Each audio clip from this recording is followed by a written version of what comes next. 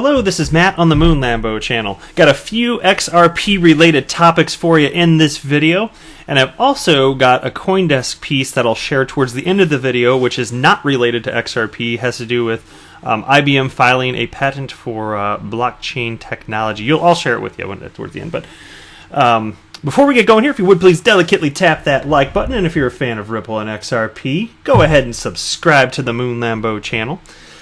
And this piece is by Daily Hodl titled Brad Garlinghouse, Ripple signing 100 new contracts this year with 20% likely involving XRP.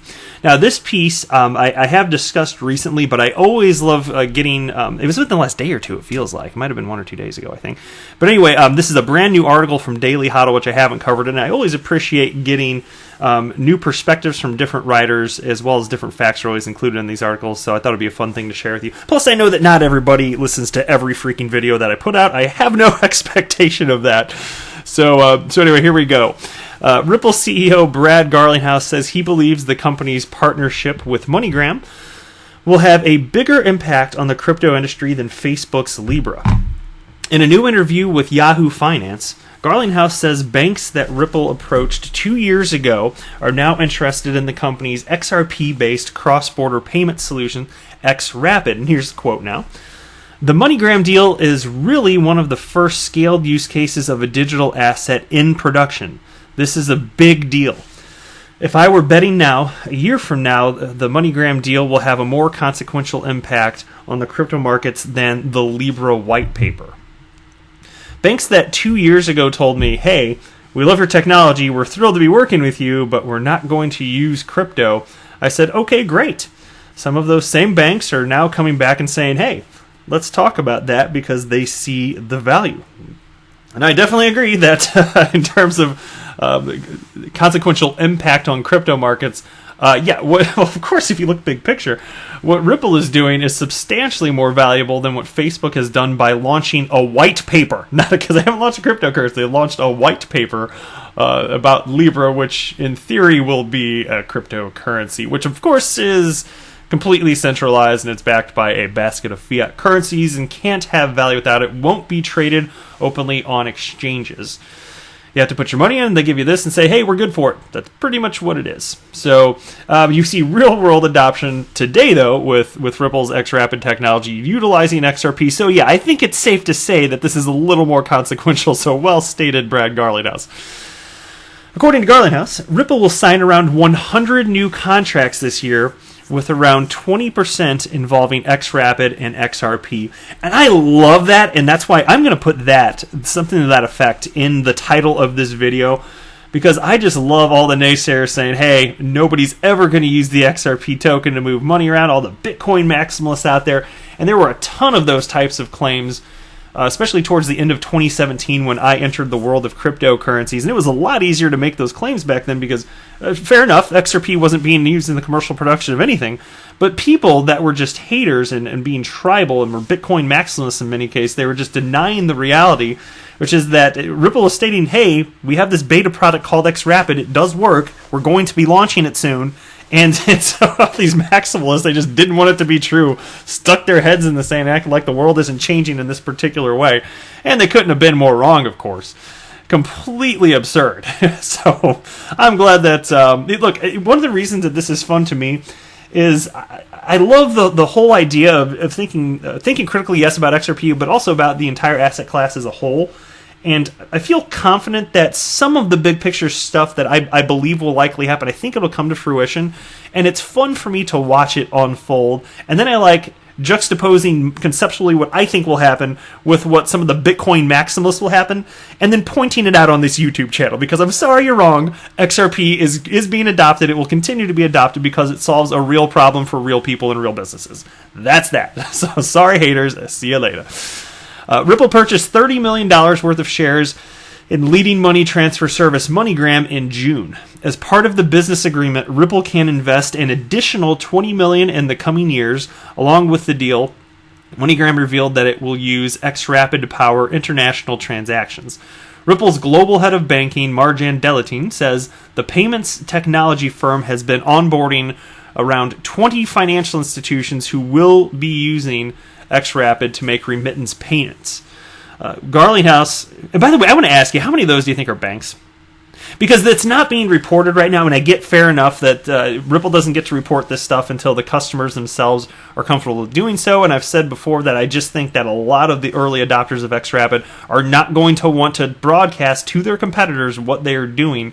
But don't you think likely some of these are actually banks? If I had to speculate, I would say yes. I don't know for sure how many, but I tend to think that it's quite likely that is the case, because it solves a real problem. But of course, it can only be used where the tracks are laid, where there's proper liquidity, which is why, fair enough point, that today there are only so many corridors, payment corridors, in which you could actually use XRP to settle. But there's such a thing as a network effect, and as more join, the network becomes more valuable, more corridors are built out, and then more people want to join as a result because the network is more valuable. So we're going to see that happen. We're already seeing that happening, I believe. It's just a question of how many of these entities utilizing XRapid are actually banks. I think some. What do you think? Garlinghouse says Ripple's management is currently in talks with several parties regarding potential investments and acquisitions, but so far he has not provided further details about any of the company's prospects, saying deals are always very, very hard to predict. Fair enough, I'm quite sure, especially when you're talking about pioneering technology like this, in conjunction with a lack of regulatory clarity. Yeah, I can imagine what you're going through. When questioned about which specific areas Ripple is targeting, Garlinghouse says, anything we can do to accelerate our growth and give us more capabilities that serve customer needs is a good place to be. Established in 2012, Ripple is one of the largest cryptocurrency firms. Its management has raised $94 million from several prominent investors, including venture capital firm Andreessen Horowitz, Google's parent company Alphabet Incorporated, Banco Santander, and Standard Chartered. All right, next piece here. This is from the XRP Daily, which is Alex Cobb's website, and I like his take on stuff, so I'm always happy to share his pieces with you. And he tends to really get to the point, too, which I definitely appreciate. So thank you, Alex, for putting this information together in one spot. Your website's cool. All right, so he titled this piece, Ripple Working on Multiple XRP Deals Estates $1 billion XRapid Volume, End of 2020. Excuse me. Ripple CEO Brad Garlinghouse had an interview with Yahoo Finance and made some very intriguing statements regarding the developments and investments surrounding XRapid. So let's get into the direct quotes from Garlinghouse. Here's the first one. Where, and then he writes in parentheses, Ripple, in a very strong position. Our business is growing strongly. We have a strong balance sheet, and I intend to press our advantage. And by the way, of course, I know I don't know if not everybody listens to my videos. I had shared that quote, but the reason that I'm sharing this information, again, like I stated for the last piece, you get completely different takes from different people, and a lot of this is insightful stuff. So I like to share it, and I read. There's so much news out there, and I consume like a ton, as much as I can, and I will read before choosing. A lot of times. Sometimes in some videos you may notice I'll pull up multiple pieces on the same topic because they all point out different things. And sometimes I will only just pull up one and then I'll try and speak my mind if I think they're similar enough. But I like Alex's point of view here, and I wanted to share that with you too. Anyway, Brad stated that they were in discussions on numerous potential investments, but then declined to give further details, of course, due to non-disclosure agreements. Really seems like Ripple may drop another equity investment on a company to really push for the adoption of XRapid. And then regarding XRapid volume, here's another quote. It'll start to ramp in fourth quarter, but really we'll start to see more consequential volumes in first quarter 2020 is what they're referencing. And he writes, seems like we are on the verge of getting substantial volume flowing in XRapid. Just yesterday we learned that nearly 30 banks were connected to XRapid through coins.ph. And I did report on that. I learned that from Alex Cobb also. I originally saw it in something that he put out on Twitter. So props to Alex for getting that news out there first. He was the first, at least YouTuber or well-known XRP community members that I'm aware of that put the information out there. But anyway, and then he wrote, then Brad follows with a statement that the MoneyGram/Ripple deal is going to have greater impact because it is the first scaled use case of digital assets in production. Here's a quote. The MoneyGram deal is really one of the first scaled uses of a digital asset in production. This is a big deal. If I were betting now, a year from now, the MoneyGram deal will have a lot more consequential impact on the crypto markets than the Libra white paper, which I, of course, just talked about.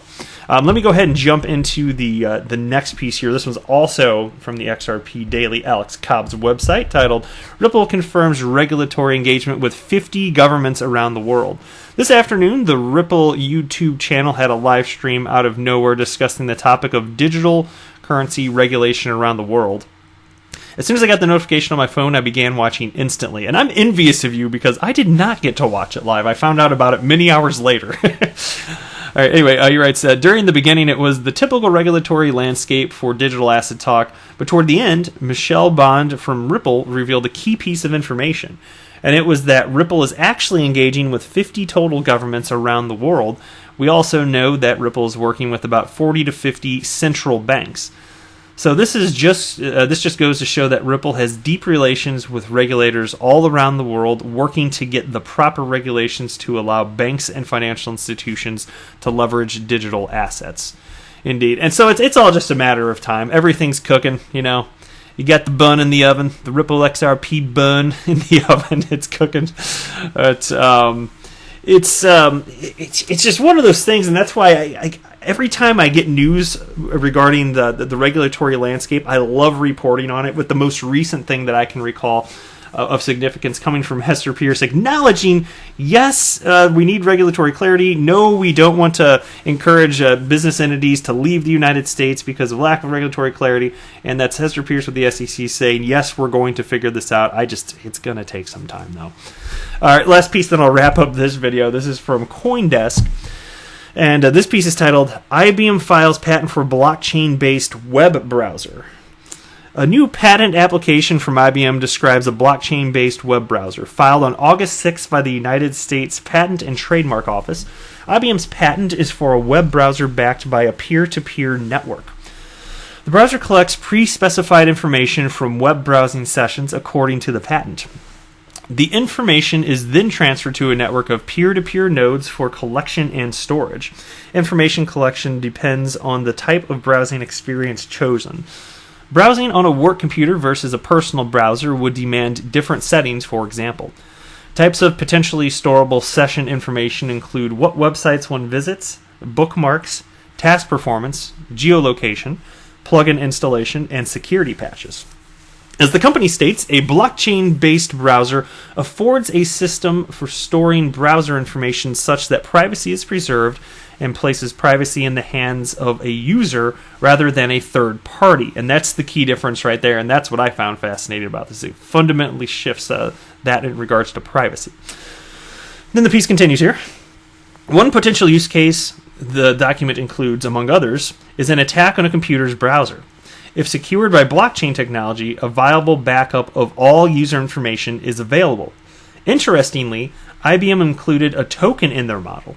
IBM says tokens will verify a user's browser session activities as they are packaged into blocks for the peer-to-peer network. IBM's blockchain web browser concept is not the only one in the field, however. Norwegian web browser Opera Company recently launched their iOS Opera Touch browser in June. Built for Web 3.0, Opera Touch has a built-in cryptocurrency wallet and connects seamlessly to Web 3.0 applications, including ERC20 tokens.